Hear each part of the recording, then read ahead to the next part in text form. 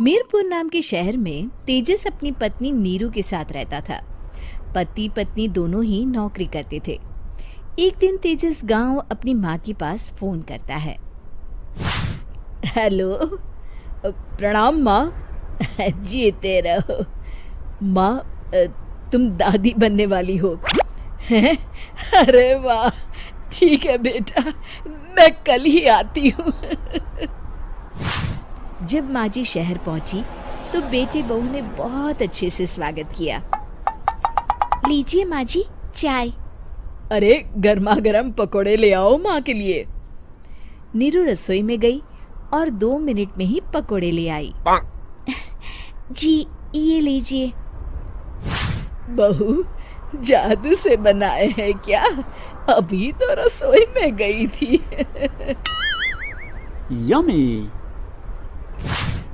माँ जी, शीला रसोई में पकोड़े तल रही है, मैं बस लेकर आई। हे भगवान, मेरा धर्म भ्रष्ट कर दिया तूने। अब तो गंगा जल से शुद्धिकरण करना होगा। दूसरे दिन, माँ जी मैंने नाश्ता बना दिया है, ऑफिस जा रही हूँ। पर अभी तो घर का सारा काम पड़ा है। शीला आती ही होगी, झाड़ू पोछा बर्तन कपड़े वो सब कर लेगी। हमारे जमाने में घर का सारा काम हम ही करते थे। जी माँ जी, आप बहुत होशियार हैं, मैं घर ऑफिस दोनों नहीं संभाल पाती। तो जरूरत क्या है घर से बाहर जाकर चाकरी करने की? वैसे भी घर का काम खुद करने से घर में बरकत आती है, समझी? पर माँ जी।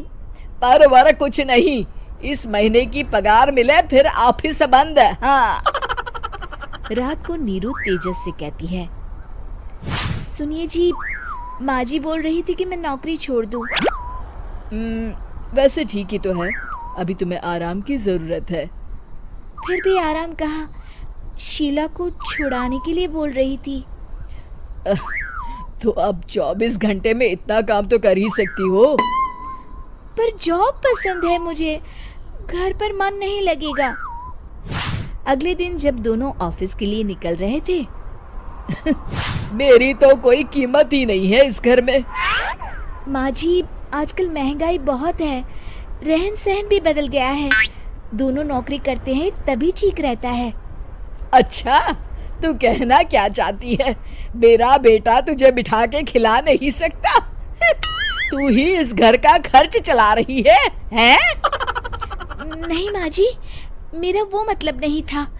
मतलब खूब समझती हूँ, ये बाल धूप में सफेद नहीं किए मैंने। हाँ। अब तो ये रोज का काम हो गया था। तेजस भी रोज की झिकझिक से परेशान हो गया था। एक दिन उसने कहा, नीरू, वैसे भी तुम्हें मैटरनिटी लीव मिलने वाली है, तो अभी से ही छुट्टी ले लो।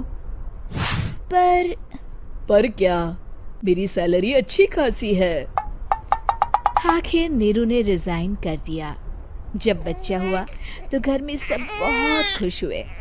कुछ दिनों बाद तेजस फाइल देख रहा था। क्या हुआ तेजस, कुछ परेशान लग रहे हो? हाँ, वो हमारी जितनी सेविंग्स थी वो तो हॉस्पिटल में और छठी के फंक्शन में खत्म हो गई है नीरू।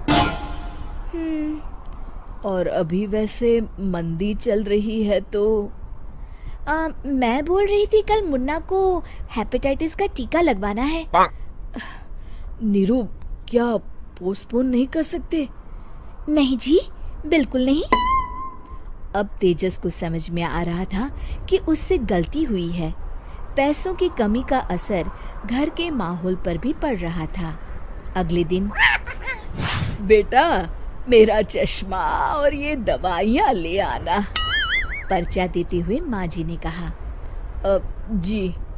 तेजस, मुन्ना के लिए दूध का डिब्बा और डायपर भी ले आना, और ये किराने के सामान की लिस्ट है, इसे भी लाना है। तेजस गुस्से में लिस्ट मरोड़कर फेंकता है और चिल्लाता है, पैसे क्या पेड़ पर उगते हैं? ये ले आना, वो ले आना।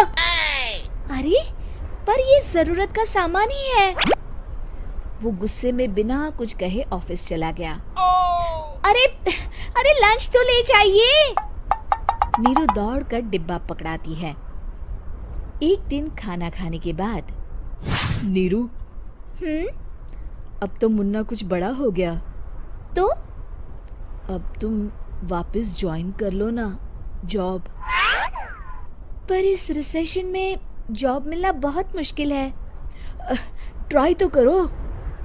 फिर मुन्ना, माँ जी है ना, और एक फुल टाइम मेड भी लगा लेंगे। पर माँ जी, उन्हें तो पसंद नहीं। तभी माँ जी वहाँ आ जाती है और प्यार से नीरू के सर पर हाथ फेरते हुए बोलती है, अब मेरी समझ में आ गया बहू, पहले के और अब के समय में अंतर है। तुम काम शुरू करो, मुन्ना की जिम्मेदारी मेरी। मेरी प्यारी माँ जी, ये कहकर नीरू उनके गले लग गई। शिक्षा, परिवर्तन संसार का नियम है, हमें भी समय के साथ चलना चाहिए। उम्मीद है कि आपको हमारी ये कहानी पसंद आई होगी। कृपया हमारे चैनल को सब्सक्राइब करें और सभी अपडेट्स के लिए बेल आइकन जरूर क्लिक करें। और हाँ, वीडियो लाइक और शेयर करना मत भूलिएगा। Bye bye.